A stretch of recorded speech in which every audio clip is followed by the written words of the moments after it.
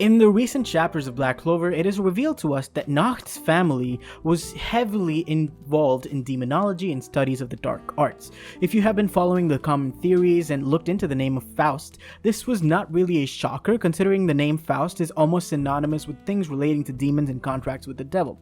But now that we have further confirmation of how expansive it was within the family itself, I think it's finally time to talk about a theory I've had for a long time. I want to give a shout out to Jack Oates the Goat. You either know it or you don't. We were discussing various things related to demonology way back when. I think it's been a month or so, when I was reminded of a very minor theory that I had regarding the various noble houses present in the Clover Kingdom and their possibly shady past. So combined with the information that I had put down for the previous XIII Family video, which you should definitely watch before this by the way, I think we might see a very interesting conflict take place either in the present or it has already taken place in the past. So before we continue, make sure to go and watch that previous video like I said, which should pop up on the top right corner of your screen any second now. And if you already have seen it, then hit the like button and subscribe today if you haven't already for more content like this. So the main crux of today's video is the general involvement of the noble houses of the Clover Kingdom in forbidden magic and rituals, and how this could possibly have been a major part in how the House of Kira, which was clearly a noble house earlier, again watch my video for more details on that, was able to gain political prowess and connections to stand atop the kingdom as both the monarchy and the head of the actual judicial system.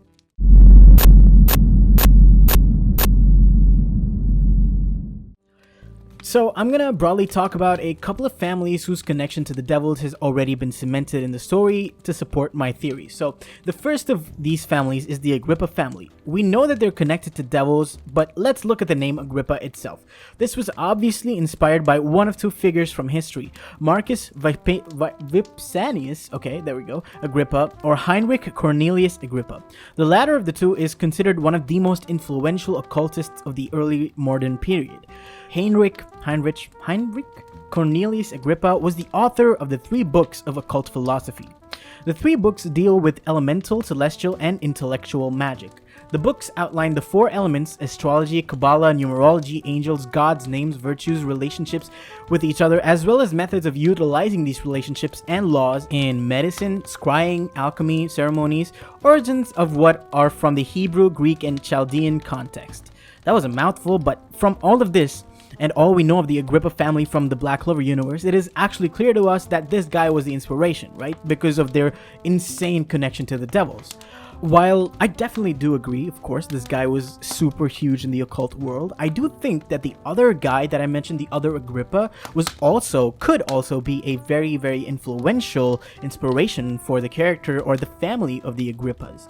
The other guy was Marcus Vipsanius Agrippa. So who was this guy? He was a Roman general, statesman, and an architect. He was a close friend, son-in-law, and lieutenant to Augustus Caesar. Remember that, Augustus Caesar, and was responsible for many military victories, important military victories for Augustus. Augustus Caesar was initially a nobleman whose maternal great-uncle was Julius Caesar. He eventually became king after many battles and various other events in history. But the point to note here is that Agrippa was right alongside Augustus as he came to the throne, if not playing a big part in this climb to power. So, with that in mind, let's look at the Agrippa family from Black Clover. Among other nobles and in general, the Agrippa family is famous for cursed magic. From Gordon's childhood, it is clear that they were ostracized by the people of the Clover Kingdom. Apart from this, we know that they either have a contract with Magicula or against. My long-standing theory for this is that Magicula was not initially a part of the Qliphoth Devils and took the place of Astaroth. If this is the case, then it is possible that the Agrippa family had a contract with Astaroth, which would make Magicula their enemy. My reasoning for this is because of how the dialogue is worded. For the sake of our ancestor who made the contract too, the curse of Magicula must be ... From the sentence, it doesn't seem like the contract was made with Magicula, but it seems that the family has been cursed by Magicula, or at least know about a curse of Magicula that they need to undo. This could be the reason why the ancestors of the Agrippa family even took to curse magic. It is possible that they wanted to study it to understand how to dispel a curse, which was probably placed on something the ancestors cared for or on the whole family line. Since Nathan states that the family has been researching curses for centuries, we can understand that this contract and curse go far back. But at the same time, we understand that the Agrippas were some kind of villainous family anyway, because his father, Gordon's father, was the first one to turn a new leaf and use it for medicinal purposes, the cursed magic, I mean. So it is entirely possible that they were just as evil as the Faust family. So with that segue, let's talk about the Faust family. If you didn't know, the name Faust is almost synonymous with demonology. The Faustian legend has been the basis for many literary, artistic, cinematic, and musical works that have reinterpreted it through the ages. Faust and the adjective Faustian imply a situation in which an ambitious person surrenders moral integrity in order to achieve power and success for a limited term. So basically, whenever you hear "sold his soul to the devil," that expression directly comes from the legend of Faust. Further, in the story of Faust, after some turbulence with other characters in that particular story or legend, the devil that accompanies Faust, Mephistopheles, takes him to a witch's sabbath on the eve of Walpurgis Night. So, Walpurgis Night or Walpurgis Nacht is the eve of the Christian feast day of Saint Walpurga, an 8th century abbess in Francia, and is celebrated on the night of 30th of April and the day of 1st of May. This feast commemorates the canonization of Saint Walpurga and the movement of her relics to a particular town, which I cannot pronounce, both of which occurred on 1st of May 870, the year 870.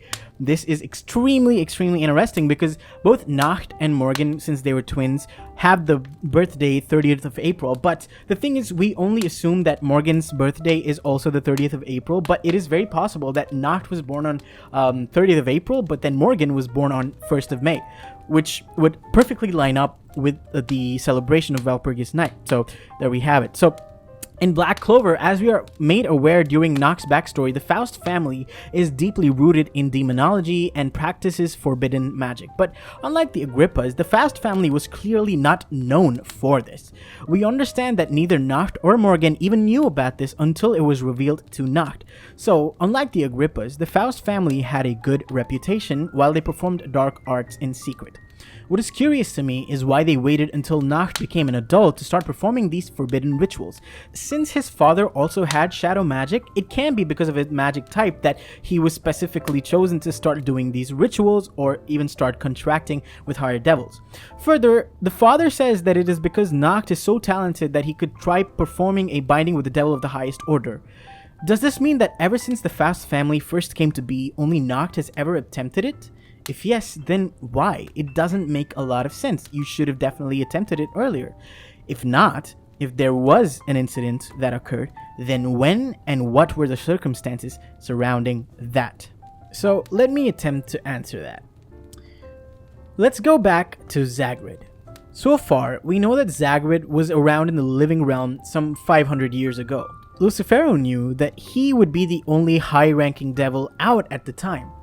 So right now, there are two options here. Number one, Zagred survived the first Qliphoth incident 1,000 years ago and his soul remained in the overworld.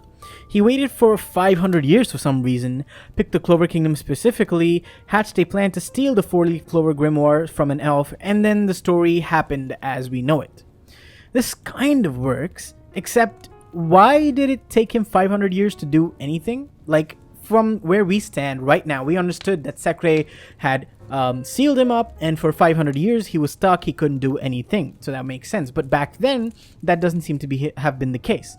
Furthermore, what made the Clover Kingdom and Licht his main targets? Why couldn't it been an elven settlement elsewhere or another race? There's a lot of things, right, that we have to think about, we have to get over for this to work. Alternatively, and more interestingly, is the possibility of the Faust family summoning a high-ranking devil once before Nacht attempted to do so. This high-ranking devil caused so much chaos in the family and in the kingdom that it scarred them into understanding and making a tradition that high-ranking devils aren't something to be trifled with. The greed of the Fausts could have led to Zagred arriving in the living world in the Clover Kingdom. This makes a lot more sense, and this would help us understand why the Fausts never attempted it until a new generation where hubris grew much higher than the ability to respect the wishes of their ancestors. So, now that I've set all of that up, with all of that in your mind, let's talk about the title of this video and the thumbnail. The Lies of the Agrippa Family, or the Lies of the Clover Kingdom. So, in my previous video, I took the lifespan of a human to define a generation, 80 years for one ruler, but as someone pointed out in the comments, a generation has about 20 to 30 years difference. While this is a good point and can probably perfectly be attributed to the Wizard Kings, the ruler of the country is a little different. Clearly, because of the militaristic nature of the position of the Wizard King, it doesn't seem as if the position will be held until the natural death of the Wizard King, because it is unlikely that there would be an actual natural death because of the militaristic position. But for the actual political monarch, things are a little different. There is no compulsion to even rule properly or even do anything remotely kingly at all. In a position like that, it is highly unlikely that each successor would take the place within 20 to 30 years of the previous king, and is more likely that the natural death of the king is what helps in deciding the succession. So far, we have spoken of three families in the video: the Fausts, the Agrippas, and the Agrippa family. I'm sure that if you haven't seen the previous video, the Agrippa family sounds like the odd one out, and you're right, it does, but not in the way that you might think. So let's look at a couple of possible hints that Tabata might have left for us to see why I'm suspecting this family in particular. First off, out of the three families, the Vermilions, Silvas, and the Kiras, the two that do share their names with Lumiere are part of the military force, the Vermilions and Silvas, and the only family which doesn't is the real ruling class with political power. The king and the head of the parliament are from this particular family. Clearly, the Kiras married into the royal family and were not really part of the original line of royalty, so how do these outsiders gain so much power that they become the main ruling class? I believe that the answer lies in the truth behind the nobility of the Clover Kingdom. We know that Charlotte, a noble, was cursed. We know that William, a half-noble, was cursed. We know that Henry, another noble, was cursed. And all throughout the Clover Kingdom, from the chapter with the Agrippa family, we see plenty of curses.